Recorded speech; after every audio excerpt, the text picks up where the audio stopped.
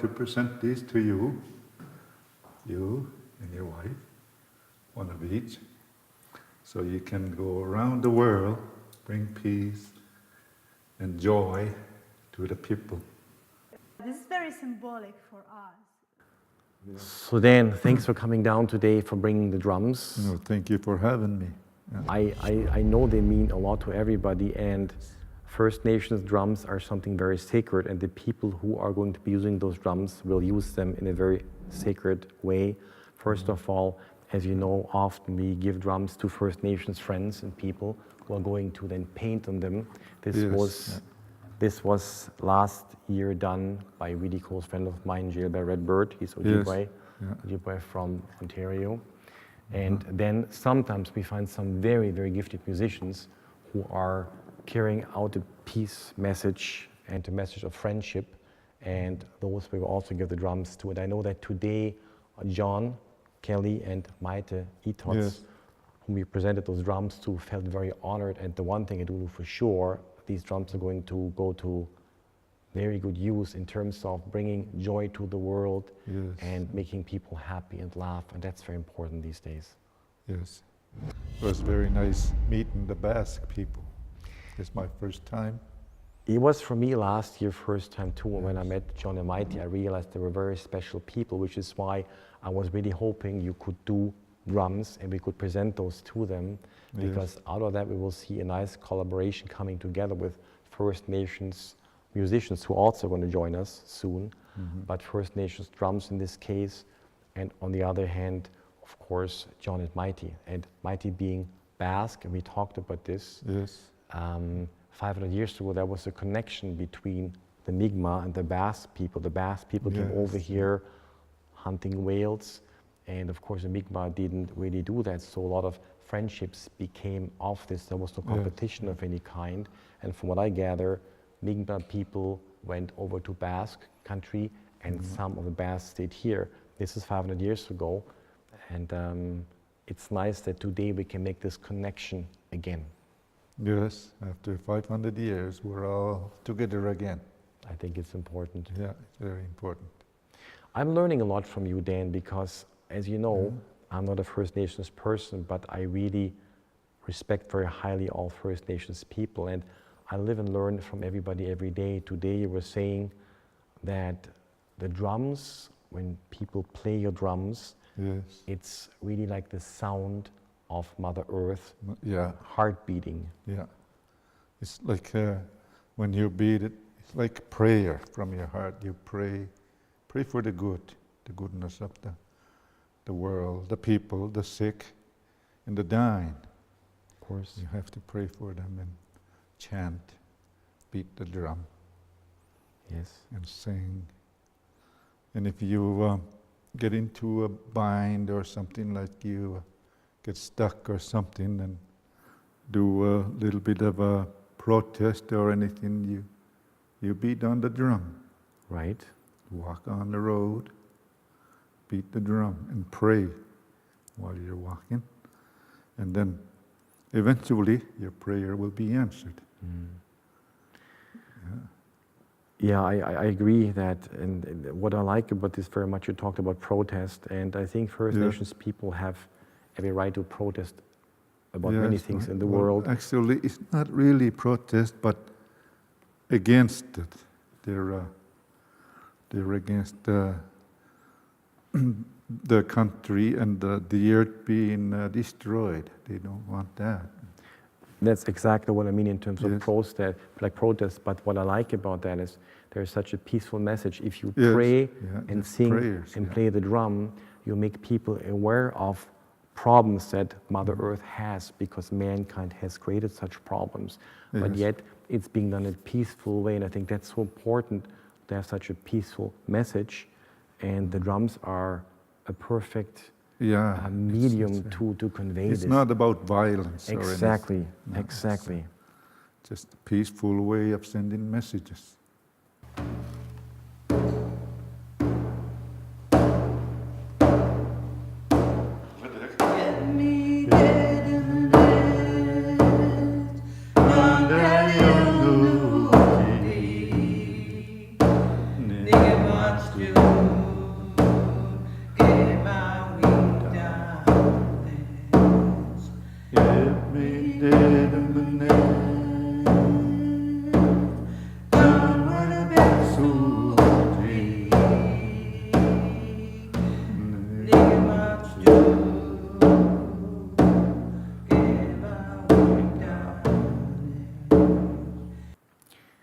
I asked you before how you kind of got into making drums, and your reply was most interesting.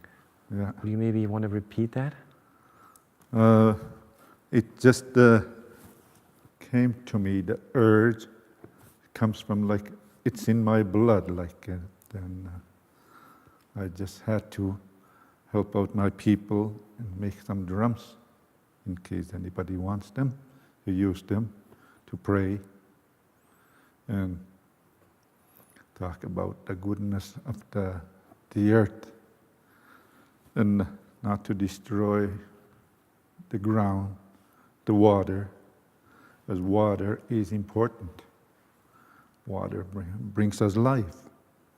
When you're born, your mother's water burst, and you're there. That's right. And when you come alive, you need water. Yes. You still need water. Water is very important. So we have to protest against people destroying our water, like poisoning it, contaminating it. And so, in the ground, and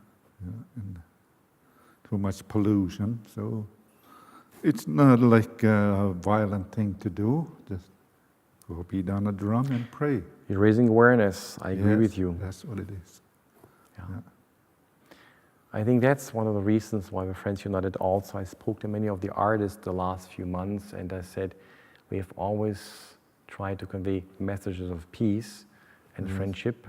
And thank you for joining our team, because the other artists are thrilled to have you on board also. Thank you very much. Yeah. And I think it's important we can tell these messages to future generations, because we have to raise awareness. For thousands of years, people spoke of the four elements: the water, earth, Mother Earth, obviously, The animals. the sun, you know, the sun being so important, and the air. If we do pollute the air, and if we pollute the water, and if we constantly drill into Mother Earth and we just exploit, then at some point in time, things are going to collapse. And I see even now more and more the world already. Some people are very greedy, they try to get it all, others suffer, and there's so much. The earth is fighting back. Yes, that's right. We can see that. A lot of earthquakes, tornadoes, and fire, everything that's not good for the human. Because we made it happen, like, so we try to prevent it. Yes. And stop the destruction. Every time I'm sitting and I'm talking to First Nations artists and First Nations friends and more people coming on board, I learn so much. David Brooks, an artist who passed away 3 years ago, taught me a lot about First Nations art and culture and heritage, and he was a very dear friend.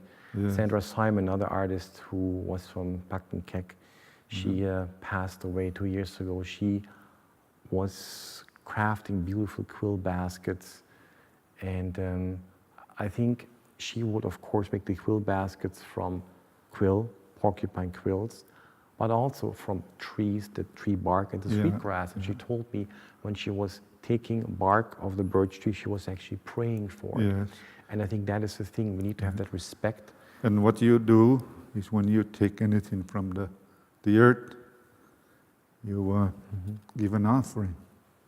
You do. Tobacco. Yes. Give an offering. Yes. 4 directions. Yes. Yes. And I think that's where people can learn so much from First Nations people, because often now it's just about taking everywhere is for profit. The giving has to be there, and people should give not even to expect anything back in return, That's what I always like about Friends Yes. United here. Many people come on board and nobody expects anything of anybody. People come Yeah. voluntarily, do things, enjoy themselves, come together in the spirit of friendship. And it's nice to see, of course, that it has made many First Nations artists, ambassadors, cultural ambassadors for Canada, Okay, and they make a much better living at whatever they do with art, and that's Yeah. nice. But they're making people aware of all the problems that Mother Earth has. Yes. And so we were saying about 10 And years you ago. don't take too much. Yes, that's Just right. what you Yes, need. Yes, yes. What you need from Mother Earth. Yeah. Fish, when you catch fish, you give offering. Yes. When you catch a moose, you give offering. You know, everything you do, you give offering. You're right. If you see an eagle feather on the ground, you don't pick it up until after you give offering. And then you can take it. Yes. And never kill anything unnecessary. If you're not hungry, if you're not going to eat it, don't bother it, don't kill it or anything. Yeah. See, I think talks like these are important for future generations, but almost like a guideline even for politicians running countries. That's what we were told as we were kids, say, growing up. Yes. The stories they tell us, so we try to pass it on. And a lot of times, older people would pass something on to me, like, and it's very interesting, like to learn. Maybe 400 or 500 years ago, they used to do, and then share it with my children and some people, and try to teach them how to speak their language. As a lot of them are losing their language now. I know. Yeah. When I came from Germany years ago, I finally found out about residential schools. I had no idea what they were. Oh, yeah. And of course, Germany has a very bad part in history too. Yeah. But what I found out here in Canada from roughly 1890 to 1960, there were these residential schools, and David Brooks, who happened to be in one of them, told me that when they spoke Mi'kmaq, they would wash their mouth out with soap because they said it was a dirty language, or they would beat them and whatnot. And so they try to completely eliminate, eradicate this culture. And I'm glad that things are coming back. Yeah. And you are a big part of that. I mean, you're at your age and you have the wisdom. You can teach certain things from your youth, and the teaching, but also the drums will be there a long time after we're all gone. These drums can last for a long time.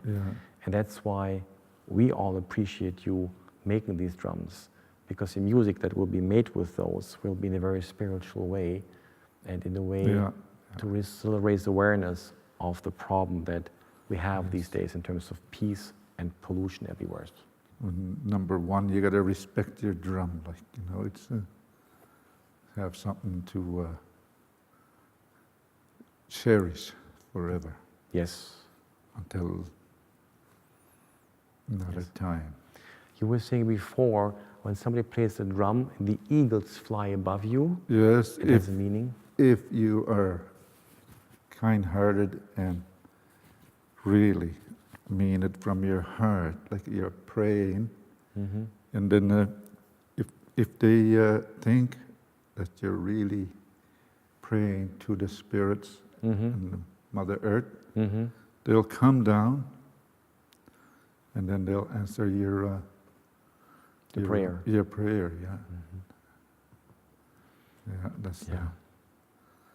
that's what it is. Yeah.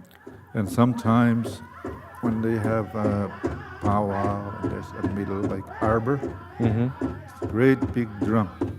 They will beat on it and pray, chant and pray. And sometimes people that are dancing around, they're praying. Every dance they do, they're praying. And sometimes the spirits will answer your prayers to some of these people. Every eagle that comes around, one prayer is answered. Two prayers. Grandfather Eagle, yes, I think Grandfather Eagle has a very sacred, special meaning. Special, And I photograph a lot of eagles, and they're very majestic animals. Yes, the messengers. Yes, Yes, yes. Yeah. Jay Bell Redbird told me. And actually, Jay's from the eagle clan. That's why he Okay, paints yeah. a lot of Yeah. eagles. You met Jay before, and Jay is again the artist who painted on here. Yeah. He asked me for drums. He did paint, I think, 6 of your drums. This is just one of them. Okay. But I thought it was very special work. Yeah. Jay's a very talented artist, but he's also like a brother to me. He's always full of peace, has the heart in the right spot, is trying to help people. It's just very nice. It's very nice. I met him today. You met him today. Yes. So I hopefully we're going to see you here more often in the future, simply because I we would hope so, love yeah. to hear more of your teachings and your wisdom, and we would love to see more drums. Yes. And same thing for Shirley, your wife, who's also a very good artist. Yeah. Please come down anytime. Yeah. Just call, and we'll be here. We'll do that. Thanks, Dan. Oh, thank you very much. All right. Well, I'll enjoy them. Yeah, I thank you too. Yeah, that was wonderful. Well done. Well,